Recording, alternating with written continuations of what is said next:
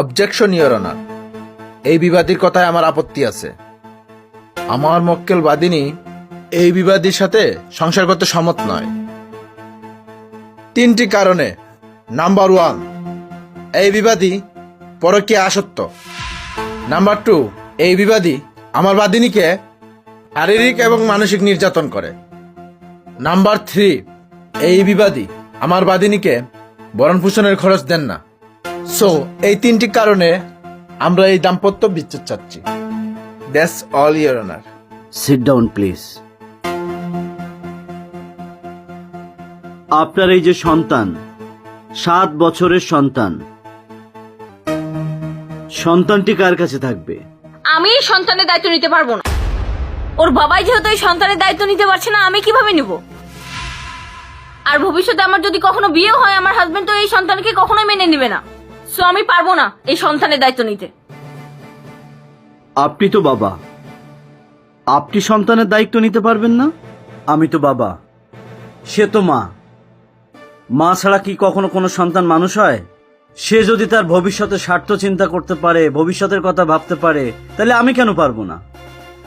আমার পরবর্তী স্ত্রী এই সন্তানের দায়িত্ব কি নিবে? আমি এই সন্তানের কোনো দায়িত্ব নিতে পারবো না।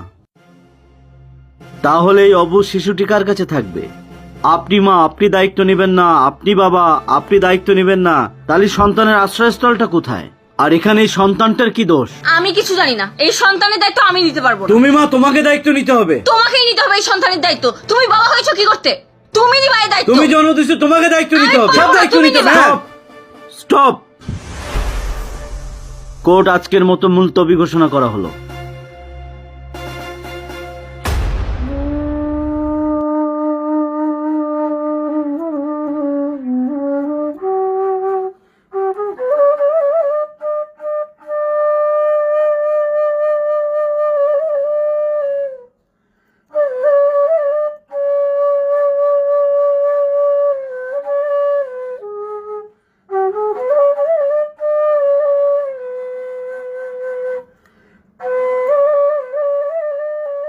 আজকে থেকে তুমি আমার মেয়ে, তুমি আমার সাথে থাকবে। চলো মা।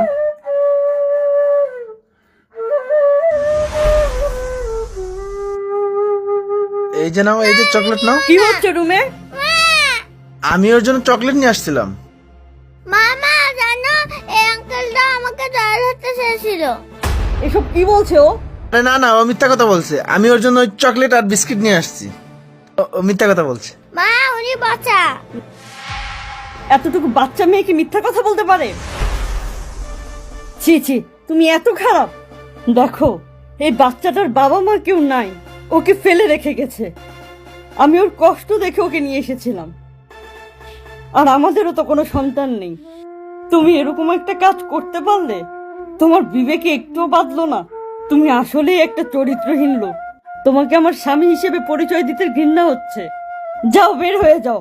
যাও আমার চোখের সামনে থেকে, যাও। দেখো, আমার কথাটা শুনো। যাও, কোনো কথা না, যাও।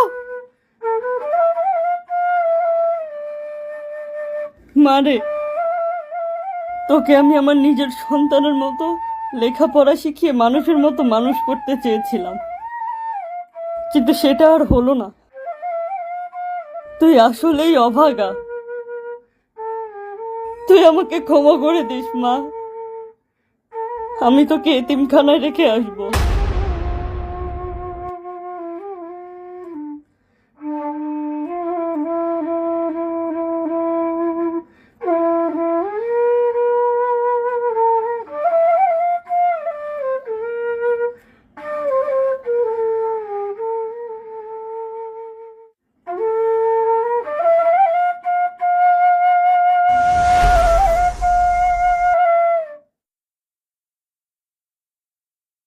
আসসালামু আলাইকুম ম্যাডাম।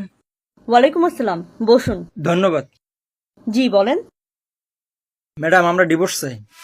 কিন্তু আপনার ওয়াইফকে তো দেখছি প্রেগনেন্ট। হ্যাঁ, আমি 7 মাসের প্রেগনেন্ট। আচ্ছা, আপনারা ডিভোর্সের সিদ্ধান্ত নেওয়ার আগে একবারও কি আপনাদের অনাগত সন্তানের ভবিষ্যতের কথা ভেবেছেন? আমরা এত কিছু শুনতেও চাই না, ভাবতেও চাই না, আমরা ডিভোর্স চাই। দেখুন, আমাকে একজন শিল্পপতি ব্যক্তি দত্তক নিয়েছিলেন। তারা চেয়েছিলেন আমাকে লেখাপড়া শিখিয়ে মানুষের মতো মানুষ করে ডক্টর বানাবো।